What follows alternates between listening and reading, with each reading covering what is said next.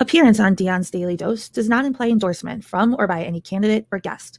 The views, thoughts, and opinions expressed by Dion Bergeron or Dion's Daily Dose are his own and do not represent the views, thoughts, and opinions of any guest. Material and information presented is for general information purposes only.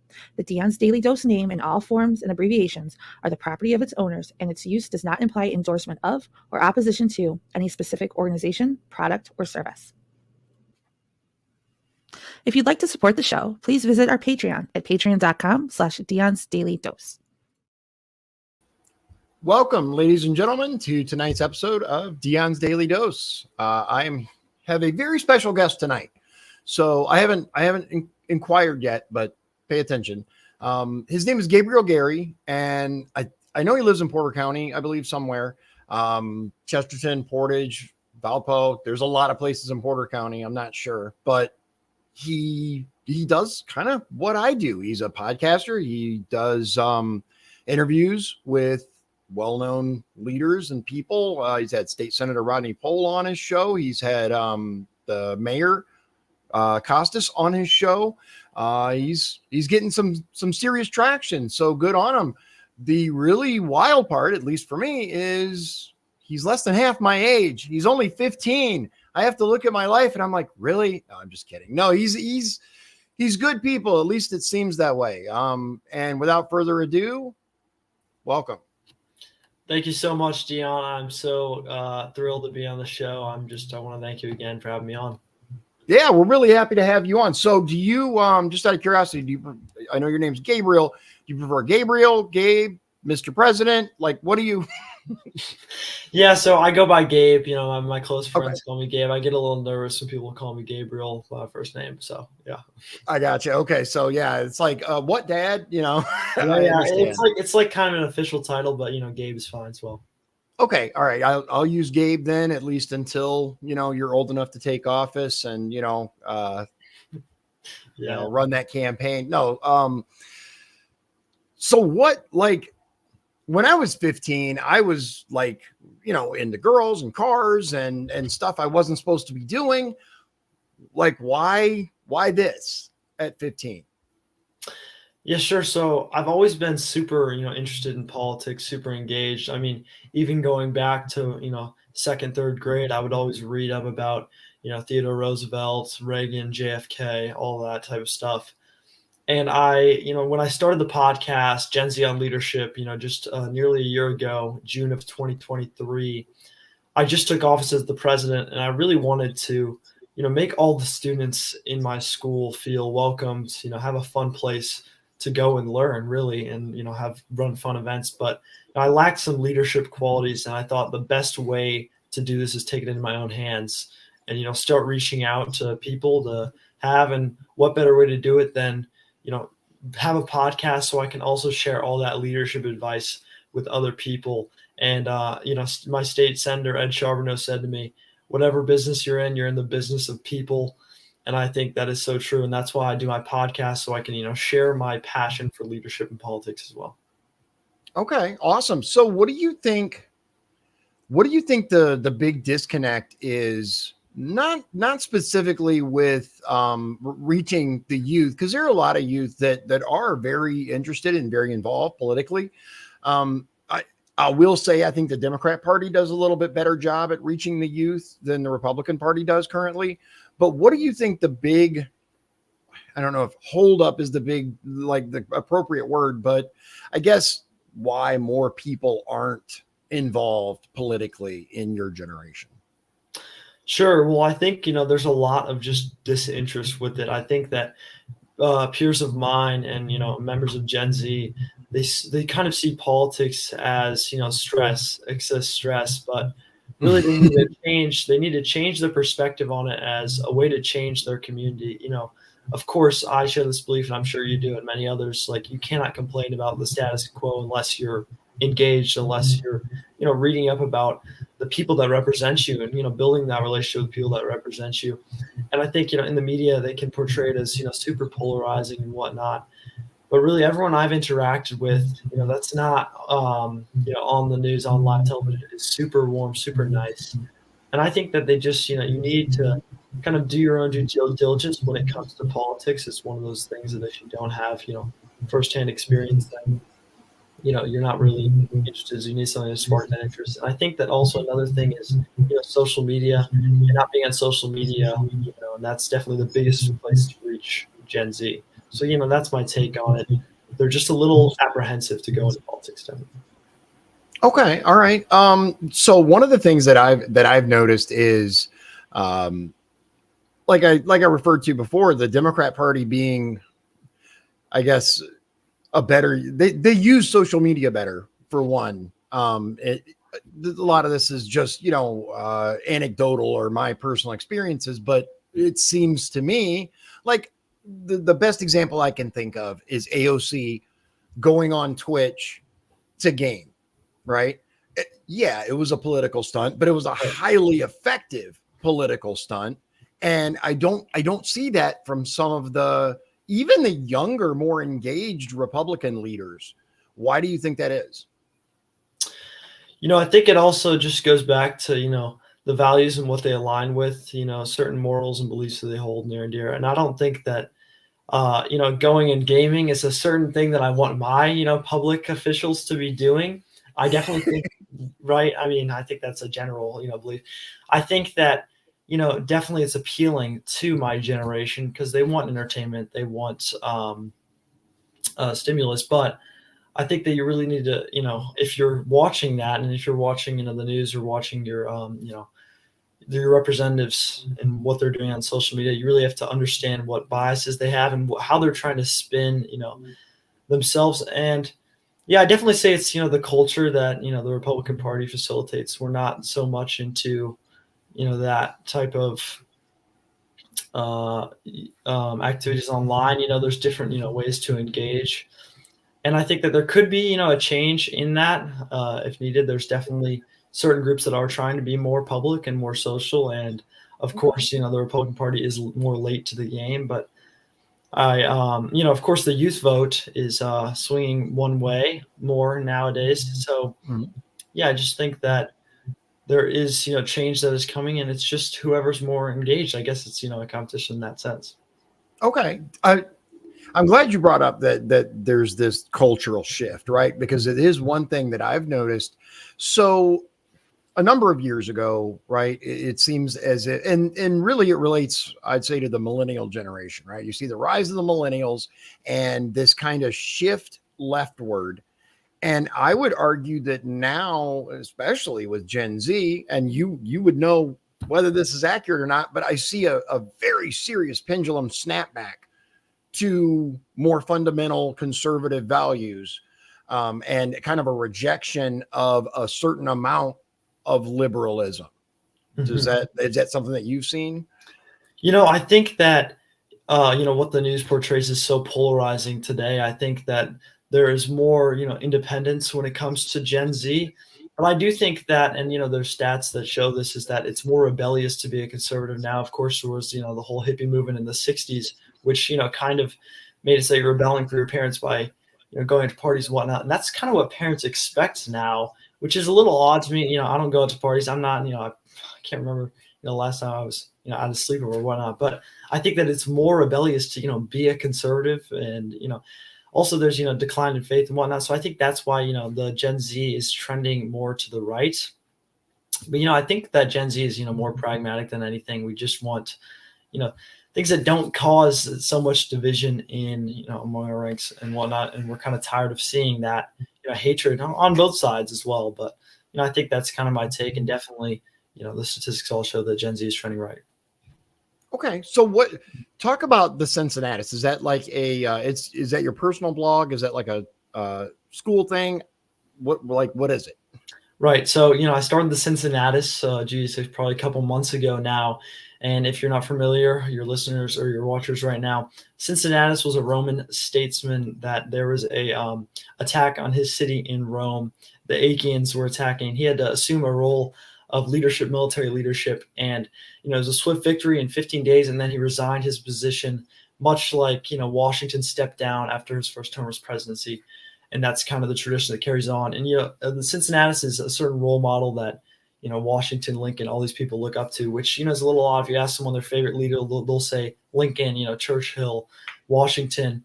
But I mean, these guys look up to, guys like Cincinnatus. Lucius Cincinnatus is his full name. And I just wanted to, start a blog under that name because I knew that he was a great leader. So the Cincinnatus is, a blog where I can write op-eds. Other people can write op-eds. I've had, I've written 2, and then I've had State Senator Rodney Pol. I got him back to write an op-ed. And then I got actually Lee Hall. He wrote an op-ed for me. He's the high school Republicans chairman in Virginia, or development director. And he wrote one about getting Gen Z more engaged in politics. So it's, it's a super, fun way to get my message out there and, share my own opinions. Of course, I'm doing a lot of interviews, so I get to, take in and a lot of information sorted out. So I'm glad that I have, my own platform where I can send out blog posts as well. So, yeah.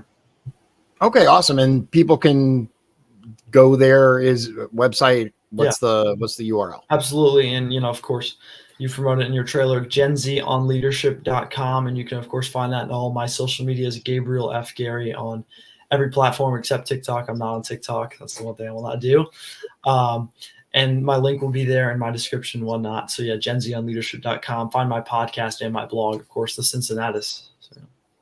Awesome. I only recently started doing TikTok. I avoided TikTok like the plague for a very long time. And the only reason that I'm on TikTok at all is because one of my executive directors was like, it's especially now that the ban is going into effect and all this legislation and all that, they're like, it's far more popular, especially with conservatives, but not just conservatives. The younger generation, such as Gen Z, are particularly paying attention to TikTok. So make sure you get on there. I'm like, fine. I went and did the stuff that I needed to do in order to do it. But my wife, women seem to love TikTok in general, and she's no exception. And I'm just constantly bombarded.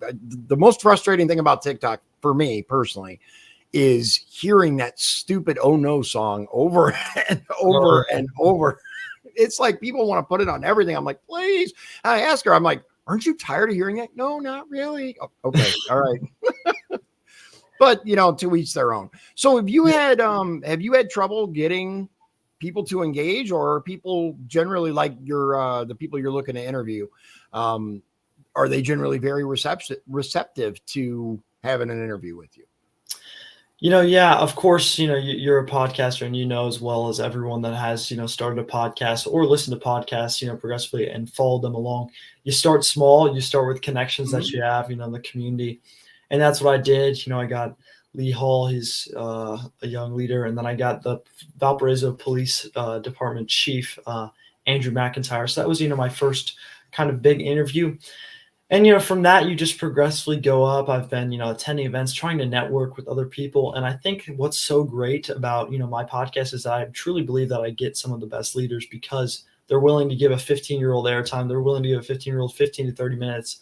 And that really shows, the humility and, the kind of modesty of these leaders. And anybody that's willing to, take 15, 30 minutes for a young person and their constituents in general is a really honorable person. And I respect that. And, you can see a lot of public servants when they get elected and they're in their term, they can kind of forget about the people that elected them. And I think that it's great to have, public servants that do interact and communicate with their constituent base. So it's great. Absolutely. So that's really good. And I'm not a fan of Rodney Pol's policies. Yeah, but I give him major props. He's always been anytime I've seen him at an event or spoken to him, he's always been extremely nice, extremely courteous. Even though I'd say it would be hard for us to be more diametrically opposed viewpoint wise. Yeah. But we've never had any animosity. He seems like a very nice guy. And to hear that he took time out of his schedule, because state senators can be quite busy. And my understanding is he's very involved. So I will give him major props for taking the time out to sit down with you and do the interview and then to write an op-ed even. Yeah, and I do have to add, I do, me and Rodney Pol, some things, especially marijuana legalization. That's one thing that I'm pretty firmly against. Um, But, he's a great guy. He graduated from Chester High School. I'm in Valparaiso, so, he's one of Valpo, those that's what it people was. in the community and, super nice. And I do have in my mission statement, like you do in your intro that, leadership is bipartisan. And it's great that I can talk to guys like Rodney Pol, who I have, some fundamental disagreements with, but I can, I can relate with as a person. And then I get to talk to people like you, and it's a great thing that leadership is such a universal topic. And yeah.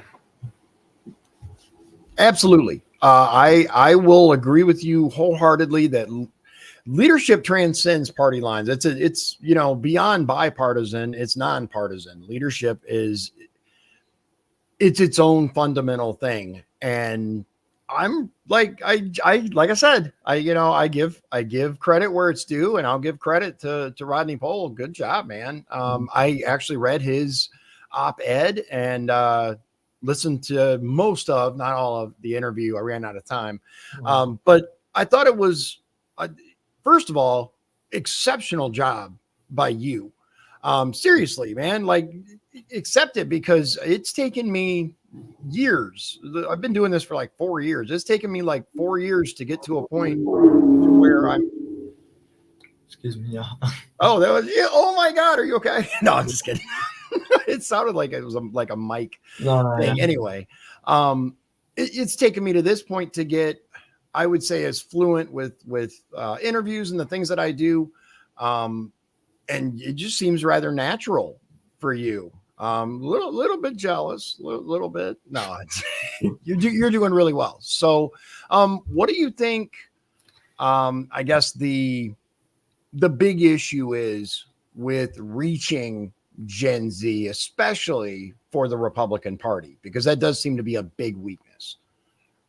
Mm-hmm. For the Republican Party, I would say, definitely, among my generation, I think that, the drug crisis in America is one of the biggest things. And we should be really touching on issues that do directly affect Gen Z and not, still circling around on issues that, don't as much. And I'd say that the opioid crisis and the fentanyl crisis is one of the biggest things, and really focusing on why that's the reason that we're trying to get a secure border in the Republican Party. That's the main reason. There's been deaths in Porter County. I mean, from fentanyl, which is just terrifying for a lot of members of my generation. I would say connecting with them and inviting them out to events. And I've been to many Republican Party events, and let me just tell you, I'm probably the youngest in the room by far. So I would say, getting that publicity out. I personally don't like TikTok, but if we have to use TikTok to get more people at our events, it's it's fine with me. Yeah, I would say touching on issues that really directly affect and hit close to home for Gen Z. Okay, all right, that makes sense. I actually. You bring up an interesting point, right? So there's a lot of reinforcement about, open border bad, all these people streaming in. And I recognize and agree with what you're saying as far as making it personal, right?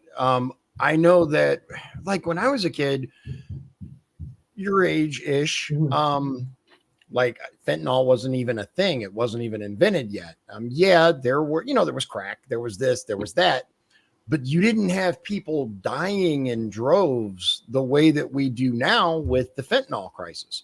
Opioids happened, right? And but with fentanyl, it's a whole other animal. I mean, you simply get it on your skin and it can and will kill you. There are, first responders and officers that have died because of exposure to this lab made thing that, by the way, at least as far as I've been able to determine, it seems like all fentanyl comes from China. Mm-hmm. I don't have a source for that, but based on everything I've been able to look up, that's the way it seems. Yeah, and I think that's one of the scariest factors. Of course, the Laken Riley incident is one of those things that really hits close to home. But I think that among other things, I think fentanyl is one of the the biggest issues. And I know many congressmen in Indiana, such as Jim Banks, if you're familiar with him, he's very hard or strict on fentanyl and, the CCP, which I, truly appreciate because it does directly affect my generation. Yeah. So my middle son he just turned 18, and he's had some friends. My oldest son actually had a couple of friends who knew people that died from fentanyl exposure. I think you're onto something there as far as these politicians, the people running for office, specifically the non-politician, the people who are running for office to truly change things.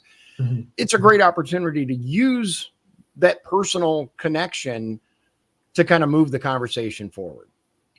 Definitely. And unfortunately, the people that do, run for office, unless you're, a businessman and whatnot, it's hard to get the funding, for campaigning. There's so many people that should be, public officials. And I was just talking with this one lady recently whose son, died of a fentanyl poisoning. And I was like, ma'am, you're the perfect person to run for public office. Like, you should be representing us in Congress. And she was like, oh, money, whatnot. So I think that's, one of the barriers that people face when it comes to that. But, overcoming your fears is one thing that you need to do in politics, for sure.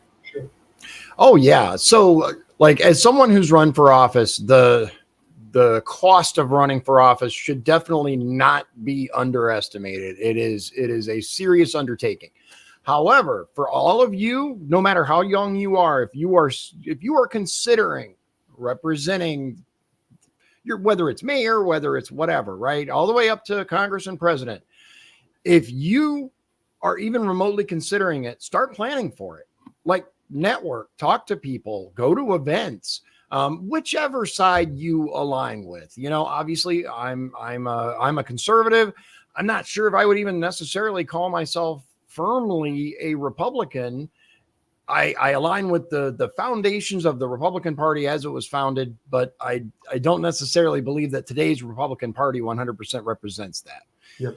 That said, I'm very conservative, and I do believe that even if you're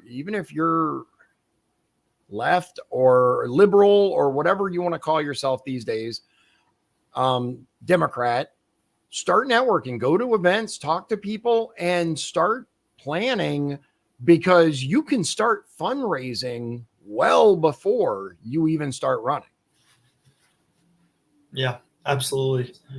And, I think we should be cultivating, an environment where, public office isn't as daunting as it is, and making it more absolutely for other people. So, yeah, because it is like, when you first look at, like, just even take a local race, right? Like, whether it's county council or city council or mayor, forget about, president, Congress, all that stuff. The biggest impact you can make in your local community is doing local things, whether that's running for local office or being involved with local events or whatever.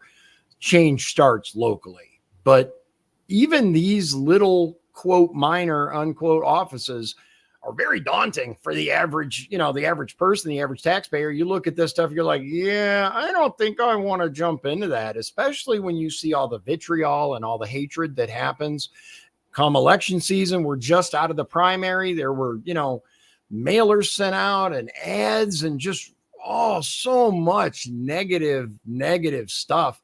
And when you look at that, and it's very easy for the average person to go, oh, hell no, I don't want anything to do with that whatsoever. Yeah, definitely. I totally agree.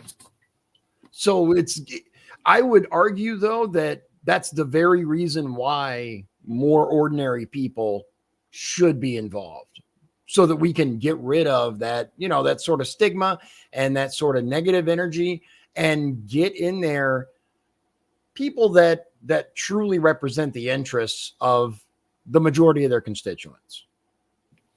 Yeah, definitely. And also, there's also not as many, U.S. veterans that should be in office. I think that there should be almost some, military, you should get some bonus if you serve the United States in the military in your campaign. That might be something, worth looking into, because, there was a veteran that ran in my district, and, she was a very accomplished woman, Jennifer Ruth Green, and she served in the U.S. Air Force. And I just think her service is, so honorable that she should almost be given, the upper hand, even though, Norvan is the incumbent. But yeah, I definitely think that, it's one of the biggest issues facing running for public office today. Yeah. Yeah. And so there were actually, there was actually a campaign. I'm trying to remember. Oh, excuse me. I'm trying to remember the name of it, but I can't think of it. There was actually a major campaign that was launched in order to recruit veterans to run for local and higher offices. And I wish I could think of the name of it, but I'm sure if you look it up, you guys could find it. But I think that's a phenomenal idea. I actually didn't get the opportunity to serve, but my best friend Jim, that we do a segment with, he did. And one of the things that I think veterans and, non-veterans who care about the military can agree on is that, number one, it's a phenomenal way to learn discipline and kind of get your stuff together. At the same time, it's almost embarrassing how our country treats veterans once they're no longer veterans.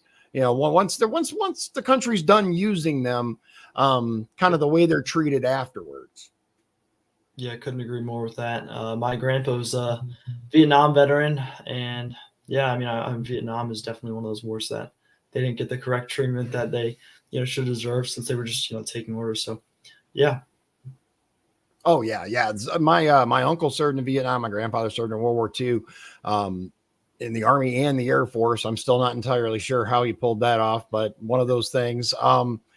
My uncle refused to talk about his time in Vietnam, and I understand that was quite common. But back to you, do you plan on serving in the military? Is it something that you've considered, or is it like, yeah, I think I'm good? It's definitely one of those possibilities. I definitely, opposed to what the popular belief is, I definitely want to try for a college degree. So, wherever it takes me, definitely the military is a great route if you are wanting, for your college to get paid for, frankly, since, tuition is so high currently. But it's definitely one of those things I would look into. It's, one of the only, real careers I would consider it. I forget who said it. There was somebody said there's only 5 or so real jobs, like teacher, doctor, military, and then a couple more. And I think that our veterans, our country deserve our absolute respect, and it's one of those things that it's a calling. So yeah. Oh yeah. I had one of my sons was actually all about joining the military until 2020, and post 2020 he's like, nope, can't do it. And we actually went to the fair in LaPorte County, and they had the National Guard had one of the MRAVs, the big the big armored Humvees that they have. And he was so enraptured with it. He's looking at it. This is so cool. This is so awesome. And he's like, but I can't join. And I'm like, why not? He's like, cause FJB. And I'm like, well, National Guard doesn't report, to the president. They report to the governor. And he's like, who's the governor? I'm like, Eric Holcomb. He's like, no, I'm good. I'm like, but he won't be governor forever, man. Right. Come on, you're killing me here. Right. But it's an example. And the reason I even bring it up is because it's an example of how politics affects even something as seemingly minor as your career choices. Yeah, I definitely agree with that. And, whether you like him or not, and definitely there's, a little bit of divide in the Republican Party itself. But, Trump is definitely, that was one of the positives, that there was, an uptick in military enlistment. And my cousin actually enlisted in the Marines when Trump was president. I think he played a big role in it, being proud to be an American. So, yeah, it's definitely one of those things that we need more of. And, of course, it's been on the decline since 2020, joining military. So, yeah. Yeah, which is, it wasn't that long ago. I know that in 2020, and I'm not going to spend a lot of time on this, but I do find it interesting. In 2020, suddenly enlistment in the military plummeted. And now, it's like at an all-time low, I believe. to the level of Space Force, I guess, is trying to take over the National Guard, at least the Air National Guard, to kind of offset the record low recruitment. Prior to then, obviously, recruitment was at an all-time high. They didn't have any problem getting enough people. And so it's another example of political divide, but also what I guess the question in there is, what do you see for Gen Z, depending on which way this election goes? Like, do you think it's going to matter for you guys, or do you think that there's going to be a surge one way or the other? In the sense that what's voter turnout going to look like, or what's military? What do you mean by like? Well, like, I guess as far as, I guess I'm asking about morale, like, for Gen Z, because right now, anything on the news is negative. That's why it's news. They found, negative sells, what is it? Fear leads. I forget the term, but you know what I'm talking about. I said it on another, and now I can't think of it. But anyway, do you think that depending on which, who wins the election, that we're going to see a more positive or a more negative outlook for your generation? Because you guys are inheriting all this mess that we've created. Right. And I think that it's one of those things where it's a difficult choice, especially for my generation, because, and I think that it's really going to be up to, who chooses the better VP. And I don't know who, DJT is going to pick, but I hope that he, picks someone strong that could assume the role of president in that case. From a foreign policy standpoint, I mean, of course, Donald Trump is the favored candidate in that sense, and I think that my generation really does just want peace. They want, prosperity for America, like everyone wants. And I think that it's, genuinely just going to be up to that. But I don't think that, whether it goes one way or another, it's going to extremely, affect it. But yeah, that's what I would say. Of course, like we talked about, Gen Z is trending more to the right. So I think that, the youth vote has a higher chance of swinging that way. But I would say from the standpoint of also like, being proud of your country. And, of course you saw, the decline, Gen Z, it's at an all-time low. So, whatever candidate can reinstill, loving America, I think they're inevitably going to win, whoever you truly think it is. So, yeah. Have you noticed, and I remembered, it's if it bleeds, it leads. That was the term that I was trying to think of. And it relates to, car crashes sell newspapers or, get the clicks, a 5-star safety rating doesn't. It's just the way that it is. People digest tragedy. But so there's been this really, really large push over even just the last few years for those associated with the LGBTQ community, the pride flag, the all that stuff, right? And it can be a very, very hot topic. It can get people very, very upset. So I'm just curious, have you noticed a corresponding incline in the presentation of it in schools over the last several years? Or do you find, at least for you yourself, that maybe it's not happening as much as is being claimed on the media? Yeah, so I would definitely say that it's definitely not, happening as much as it is being, portrayed in the media, for sure. There definitely is more of a, push forward than, let's say, back in the 1970s when my grandparents or my parents, were in school, 1980s, whatnot. I'd say that, I think that everyone totally, respects that community as long as you're not pushing it into, our public school system. And I think that, honestly, that's the general consensus among both parties, unless you're extremely, of course, the extreme left does have it, completely, I don't even know how to describe it. But I would say that it's, a little less than you would expect if you watch, the news. You're like, oh, they must all be gay, but that's like what it's portraying in the media, and I don't think that's the truth. I think it's definitely a more minor issue than really is portrayed. So yeah, that's kind of my take on it. I just think that when we can keep out propaganda from both sides really out of school, that's totally fine. Let's just keep the American flag up and we do the Pledge of Allegiance every morning. And that's what I'm totally fine with. What we've been comfortable with since America was founded. Okay, so I got a little bit of a spicy take for you, and I want to ask. So I'm glad you brought up the pledge, because I honestly have slightly mixed feelings about mandating the Pledge of Allegiance in our schools, right? I used to be very much, yes, absolutely, you should say the pledge every morning, and that's just the way it is.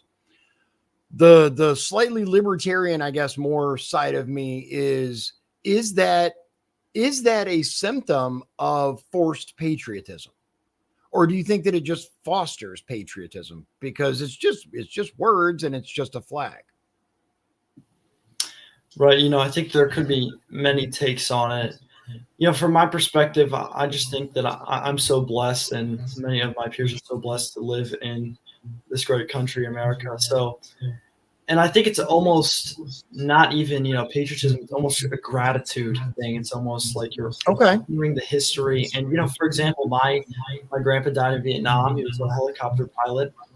And I think it's almost honoring his life, honoring the lives of American veterans and American heroes all over time. And I don't think that's necessarily too, offensive in a certain way. And fortunately, we have a country where you can be libertarian.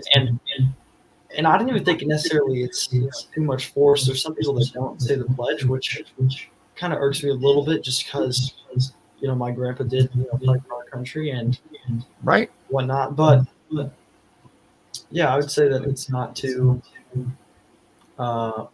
incorrect today. I think that it should maintain its standard every morning. Yeah, like I was just curious as to your take on it. My views have changed, and don't get me wrong, I got the American flag behind me, I got the 1776 flag behind me, but I was just wondering as to your personal view of it. My children can recite the pledge, obviously. They said it in their schools, and it's perfectly fine. But I'm right there with you. I think that there should be a degree of gratitude for the country that has, does it have its flaws? Absolutely. Is it still there's nowhere on earth I'd rather live. I mean, I've looked, I've been like, I don't know, man. Maybe we want to move. No, we're not. No, there's nowhere else that comes close to the good old US of A. That said, obviously there's room for improvement. And so what led you, I guess, to get involved the way that you have? Because most teenagers are very, very self-focused, and yeah, there might be, whether it's the latest video game, aka Minecraft, or something like that they get wrapped up in. You really don't see that many people of your age that are involved with politics, but more importantly, that have utilized it to, I guess, help spread the conservative word, such as it is. Yeah. So, are you asking why hasn't my generation done that? Like I have, or, No, more specifically, why, I guess, why are you, what led you to do more than just, have a podcast and, maybe talk to a couple of people, but it's really, really growing, and you're having some great interviews, and obviously you're going to events, you're getting involved. That's, I guess it's my question is, what led you to pursue that as opposed to, I guess, underage drinking and, teen pregnancy, I guess, for lack of a better question. Yeah. Yeah, I mean, I get what you're saying. It's definitely not, the norm, but, like we were mentioning earlier, I think it's, a little more rebellious to even be a conservative today, Okay. which is, interesting. But I think it also, just goes back to, I respect my future. I hope that I have a successful future, and I'm trying to, do what I can to help myself in the future and help, our country in the future to, make sure that I still have the same opportunity in the American dream as vibrant as it was for, my parents and my grandparents. I And love even that when, answer. my family immigrated here. And I think, the best way to do that is to, have, discourse with people and talk with people so we can, get things done, and especially, form bonds with my representatives as well. So one of the things that I love that. I love that answer because so few, not just your generation, but just people in general, so few people think about not just their future, but the future of their country, their community, and all of that. So that's extremely, extremely refreshing to hear that was a major component for you.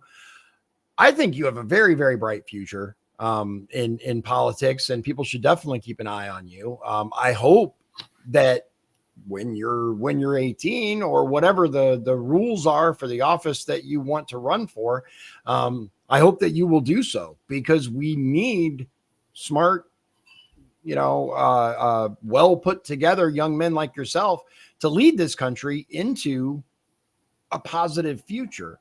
Um, it's we've seen far too many subpar politicians, and unfortunately they keep getting reelected because, as you said, running for office is very, very, very expensive. So money is what it's usually about. Mm-hmm. Definitely. Yeah. So do you have plans now to like run for office in a few years, or is that something you're not ready to reveal? Because I don't blame you if I mean, I definitely have ambitions. I don't really know like why people, are a little apprehensive to share them. I definitely do have, ambitions to run for some form of public office in good. my future. Definitely. We'll see where it takes me, because it's nothing is certain. So, I will definitely see, but that's my goal. That's my kind of motivator for sure. Okay. All right. Phenomenal. Listen, I wish you the best of luck. And, when the time comes, let us know, because I'd love to help share your message and your information. And I'll tell you, the reason why some people choose not to reveal that, they're going to run is because it doesn't give the potential opponent time to do opposition research and learn, skeletons in the closet or whatever. That's generally the reasons that they choose. Whether that makes sense is, each individual basis. In my opinion, if you have so much negative information that you don't want people digging into, then maybe you shouldn't run. Right. Yeah. But yeah. Listen, it's really, really refreshing. What message would you, I guess, send to any especially younger listeners as far as learning more politically or getting more involved politically? Yeah, well, to your listeners, to your watchers, I would just say, don't be afraid, don't be timid to reach out to people. You'll be surprised, who will, take you up on, 15-minute, 20-minute conversation. And it really does benefit you talking to the people that represent you, and really understand what you're reading and what each news source is trying to portray. You know what I mean? I feel like people can get duped into certain rabbit holes and whatnot, but you really have to understand the motives of each news source, each platform that you're learning from, and try and get a wide read. Of course, I interview people from all different leadership fields, and also every affiliation that there is, and to just give me different perspectives and see where I lay. You can't come to a conclusion and that's pretty much done. You have to do your due diligence, and I'm not totally totally set on my beliefs either. Of course, I have a lot more growing to do, physically and mentally, in my political beliefs, and being open to other ideas. And of course, this podcast, we disagree on some certain things and we agree on some certain things, and it's great to talk to other people so that we can all become stronger in our beliefs and our convictions, and effectively just disagree better. You know what? That's a really good term. Disagree better. We see so much vitriol and so much, grr. And that's really, I guess, jumped to the forefront with the election of Trump, which in case anybody, I guess doesn't understand or whatever, when I first started my show, I had a cardboard cutout of Donald Trump behind me. I love me some Trump, but I disagree with some of the choices that he's made. I've talked about that. It is what it is. But at the same time, I can talk to someone who maybe, is part of the, called the TDS, Trump deranged syndrome, or the orange man bad crowd, or right. whatever. And I think that has become less and less common. The ability to, like you said, respectfully disagree, or to disagree better. And it's sad to see, because that used to be, I would say, the foundation of America, is the ability to sit down and discuss ideas with people who disagree with us, and then help to come to a consensus. Right. You think back to, when Nixon and Kennedy were debating, the first televised debates, and oh man, it was nothing like that. I mean, the worst thing that it was, when Reagan said to Carter, "There you go again." Like, I mean, that was the most, tension that it got. And I think that we've come a long way, and it's probably not for the best when it comes to that. So I'm glad, and I hope to be a change in the, political landscape when it comes to that kind of extreme divisiveness.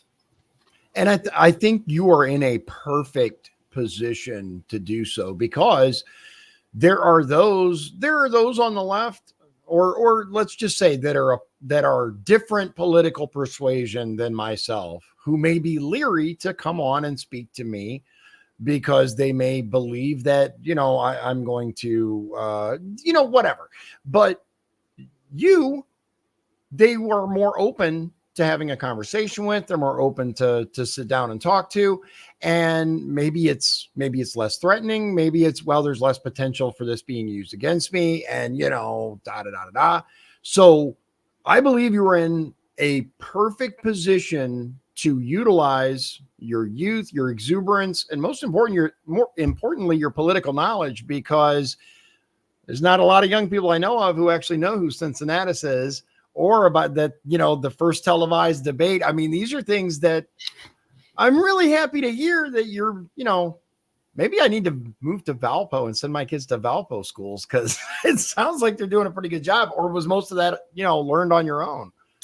Well, I do a lot of, reading and watching of a lot of political stuff. So that might be a little bit of my passion as well. Okay. All right. Fair enough. Well, then props to you, props to your parents.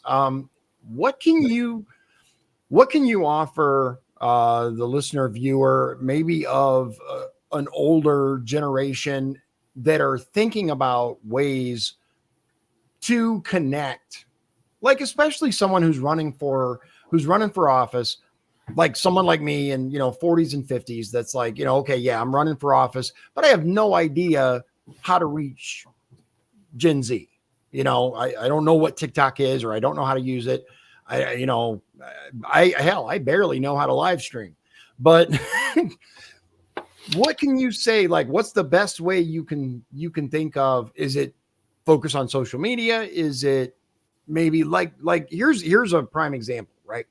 So we have a breakfast that the LaPorte County Republicans, it's called 463 GOP, and they meet at 8:30 in the morning on a Saturday. And I'm like, that's like, you're not going to get young people at 8:30 in the morning on a Saturday. Thank you. Okay. Yeah. That's what I'm saying. Stuff like that. Yeah. The older people, almost knocked my drink over. The older people, no problem, get up 8:30 in the morning. Yeah, I've been up for hours, but my son's like, there is no way on a Saturday morning that I'm going to be at anything at 8:30 in the morning. Yeah. And part of that, goes back to just, making that, accessible, time and location where everyone could really get to in the community. And I think, part of it is some of it is social media, and I won't deny that a lot of Gen Z, if not all of them, are on social media. So I think that's one of the big things. But I also think that it's pretty easy to see someone online and just look at them as they're, an online figure and not in person. Of course, Rodney Pol is a super personable guy, and he'd be a guy that I would like to have, lunch with. And there's another guy that's running for Congress in my district. His name's Randy Niemeyer. And I don't know if you're familiar with him. And I was at the Lincoln Day dinner, it was a great event because it was, in the evening, which I could go to because it wasn't 8:30 in the morning. But I'm there and I'm like, is that Mr. Niemeyer? I go to him, I'm like, hey, Mr. Niemeyer, I'm Gabe Gary and whatnot. And he's like, oh, call me Randy. And I'm like, oh, wow, this is like an actual interaction. So I think, going out, interacting with the youth. And part of that is, setting up events where that it is accessible for them. And, even going to college campuses, going to school campuses, going out to high schools too, to get, students registered to vote too, because there's a lot of 18-year-olds that are new voters in high school as well. So I think that's, a great way to reach them. I know my mom does a lot with voter registration. She'll go out to high schools and it's great. Okay. Those are some phenomenal ideas. I know Randy. We haven't been to each other's house or anything, but I've seen him at events, talk to him. And I've been told by people who know him a little bit better than I that he can seem a bit, what's the standoffish or, a little more brusque maybe than Senator Pol can. But once you talk to him, and it doesn't help that he's I think he's what, 6'4", 6'7". Yeah, he towers over me. He towers. Yeah, I'm 6'2", and I have to look up at him. He's massive. So yeah, that doesn't help. He can come off as very, but those are great ideas. I appreciate that. Okay. So you do the podcast, which is called Gen Z on Leadership, and that's genzonleadership.com. Correct. Okay. And then they can find the link to the Cincinnatus, which is the blog post or in various op-eds at that link. What would you say you're, at least currently, I know you're 15, you probably don't have a lot of down the road plans right now, but your overarching goal, as an interviewer for a job interview would say, where do you see yourself in 5 years? How about 10 years? Right. So, I've, before I started my podcast, I was a little, unsure of what I wanted to do. And, I thought about law a little bit, but I've just come to love what I do as, a podcaster, as a blogger. So as much as I don't really want to be a reporter, I don't think many people do. Even reporters probably don't want to be reporters. Especially conservatives nowadays. And it's hard. I mean, it's a hard job to be a reporter, especially with, personal bias and getting that reputation. But I think that, any platform where I get to talk to other people and communicate is going to be one that I'm definitely going to, pursue in my life, anything like that. And also, stay engaged in my community, in my country, especially. So, again, we'll see where it takes me. So yeah, that's, where I want to see. Okay. All right. No, it's a really good answer. And I think, like I said before, I believe you have a very bright future, not just politically, but if you decide, to go into journalism or whatever, you're extremely well-spoken. I'm very, I gotta use certain words here. I'm very particular when it comes to grammar. So when I pour over stuff that people post or whatever, I'm the guy that I had to force myself not to, you wrong use of your, or whatever. Mm-hmm. I didn't see any errors, man. I mean, seriously, that's a big deal these days. Everything looks really good, proper English, nicely formatted.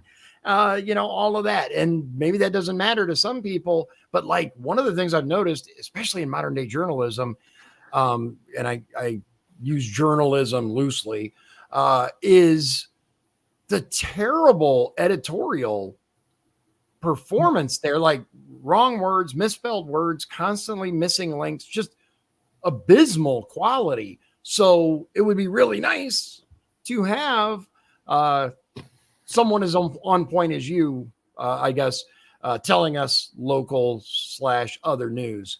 The more I talk to you, have you looked up Justin Keel? I think I did. Yeah, I saw him, but I haven't really interacted with him. I mean, of course. Oh my God. The reason I bring up Justin, right? Not only do you physically remind me of him, you're not like spitting image, but I asked Justin, I'm like, are you sure your family doesn't live, in Valpo or have an offshoot or something? He bought a paper at 17, the Westville Indicator, and he's a journalist. That's like, he started writing articles and all of that, very involved politically. And now he's on LaPorte County Council. And I like, the parallels are stunning, man. I like, seriously, if you haven't reached out to him, do so. I'd be surprised if he wasn't willing to offer you at least a little free, advice, guidance, because he was there. Now, today you have more technological resources than he did. He's like, I think he's like 27 now. So it's been a little while since he was your age, but he was already starting to, get into, like you said, journalism or reporting or whatever. And he was like, nowadays podcasts and stuff like that, that's the modern day reporting. That's citizen journalism. Mm-hmm. Yeah, it's true. So it might just, throwing it out there, it might, Justin, if you're watching or listening, I swear, man, if you don't reach out to this kid, it's a crime. Yeah, I'd love to get in touch with Justin. And, if you are listening, you can go to my website too to contact me, genzonleadership.com. So, yeah. There you go. Everybody, seriously, go to his website, check it out. I really sincerely mean, I was very impressed with what I saw and what I heard. Thank you. I'm going to be keeping an eye on it. I really hope that you will become involved more politically, especially approaching 18, because we desperately need people with their heads screwed on right, who have a love and appreciation for their country and all that it's done and all that it's been. Yeah, man, I'm very, very impressed by you. Mm-hmm. Thank you so much. And to your listeners as well. Yeah, check out my website, of course, plugs a lot, genzonleadership.com. And on there, you can find all my social medias. It's at Gabriel F. Gary everywhere. So that's where you can, reach out to me and learn about the Cincinnatus and my podcast as well. So, yeah. Awesome. It's been a true pleasure talking with you. And I hope you'll stay in touch. And as your career grows and especially as your podcast grows, I'd love to have you on again, maybe do some cross networking or just to kind of check in with you and see how things are going. Absolutely. And thank you so much, Dion, for having me on the show. It's been a great time. Absolutely. It was a great pleasure. Thank you so much for joining us. Mm-hmm. Take care. You too. Bye. Bye. So that was Gabriel Gary. Gabe Gary is his preference, but at Gabriel F. Gary. This guy is awesome. I mean, seriously, 15 years old, and he's done so much. The only thing I accomplished at 15, well, we're not going to get into that because I was a bad boy at 15, but I'm very, very impressed with him. Thumbs up. Seriously, keep an eye on him. Once again, for those of you, maybe watching or listening as you drive, at Gabriel F. Gary on all social media and genzonleadership.com. Check it out. There's some really good stuff there. That's about it for this episode, but we got some great stuff coming up. Every Wednesday morning at 8 a.m., we do coffee break with Dion and Jim, and Jim happens to be the best friend that I was telling you guys about, who's a veteran. We talk about everything from I don't know if you guys watched the Fallout show or played the game, but Vault Tech is a very big part of kind of the lore and everything in the history there in that game. And Vault Tech is a company that, built vaults. They did other stuff, but believe it or not, there's a real life version of Vault Tech. And we talked about it this past Wednesday. We talked about all kinds of stuff. So with that, ladies and gentlemen, thank you very much for joining me. I do greatly appreciate your time, and I hope that you'll check out some of our other episodes. Without further ado, God bless you, God bless Indiana, and God bless the United States of America. I hope you have a great evening. Thank you. If you'd like to support the show, please visit our Patreon at patreon.com/Dion's Daily Dose. This has been Dion's Daily Dose, hosted by Dion Bergeron. Executive producers, Sean Holgram and Michael Beebe. Copyright 2024. Dion's Daily Dose, all rights reserved.